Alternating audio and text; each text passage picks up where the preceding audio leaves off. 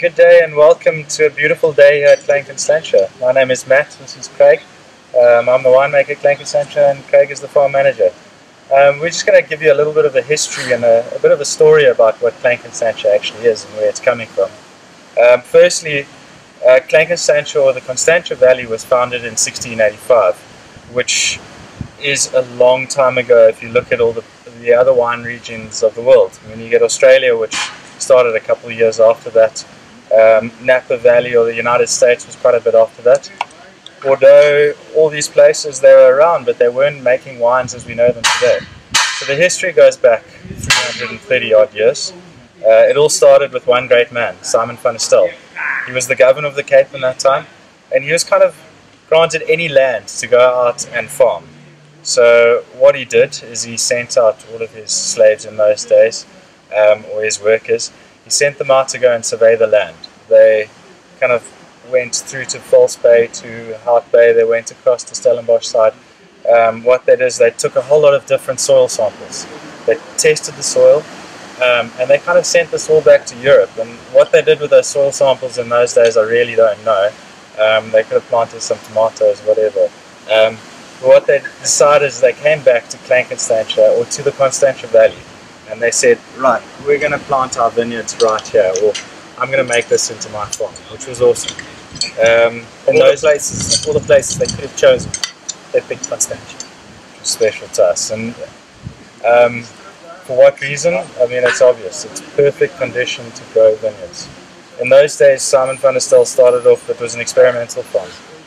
He would have had peaches and pears and apricots and all the rest.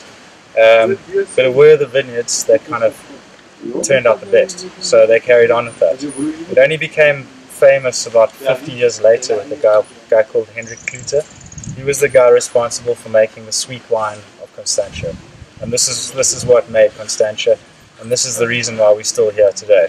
So a quick lesson in terms of sweet wine and the reason for the success in those days: sugar is a preservative.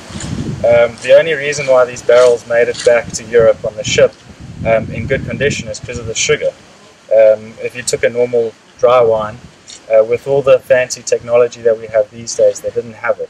So the sugar itself made sure that that wine lasted. And now you can picture this kind of barrel of wine getting back to Europe, pulling out this bottle of sweet wine from Constantia, putting it out onto your table. You're one of the coolest people in town. You're able to pull out a South African wine, a wine from Africa. Hence it became super famous in the 1700s. And even 1800s, I guess. Guys like Napoleon used to drink it. Napoleon drank it in exile in Santa Helena. He asked for it every month, and he used to get bucket loads of the stuff, I guess. Jane Austen wrote about it. Charles Dickens wrote about it. There's a whole long list of people that used to love it. But most importantly these days is we're enjoying it, we're taking it to the next level, and we're trying to share it with everyone, show everyone what the potential of the sweet wine of Constantia is.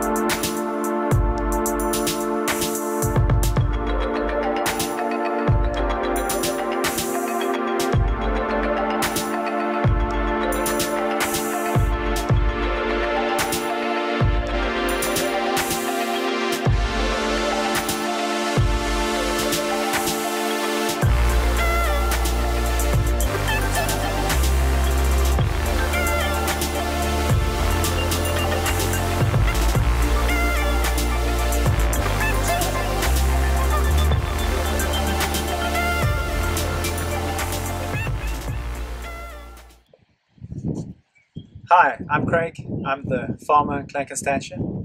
This is Matt, the winemaker, and this is our farm. We have lovely aspects here, which is what enables us to make interesting wines. We we rely on a team of about 40 workers. We're out in the fields winter and summer. Some days are better than others. And the workers we have, some of them have worked for us for over 20 years. So the passion that you taste in the wine comes from right at the bottom of the food chain. Every worker we have the same goal and focus, bringing a bit of love into Klein Constantia wines. Next bit.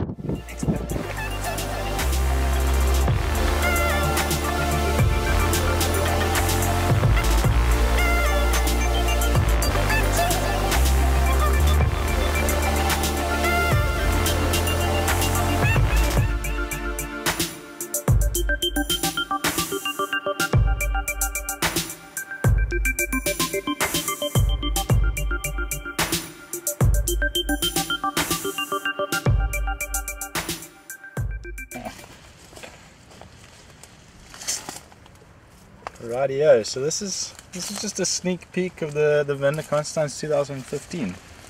The grape variety that you're seeing here is Muscat de Frontenac. It's still very early days. You can see the bunches are still completely nice and green and juicy and everything. It's not what we want, so we're looking for raisins. It's very important that we don't make this wine from botrytis. It's a natural sweet wine. So we kind of wait for these berries to shrivel out to at least 70% raisining before we harvest. This is our oldest block of Muscat de Frontenac, and what we do here when we harvest this is we pick it in 30 different batches. We start off in Jan and we constantly go throughout the season until we get to a stage where the guys are literally picking those individual raisins from every single bunch. So they'll pick up the bunch, find that perfect raisin, take it off, put it into a container, move to the next bunch, carry on and on and on until we have enough raisins. They'll also then go through constantly for that best fraction that we're looking for. It's still looking really good at the moment, nice and healthy. So we will do a pick quite soon.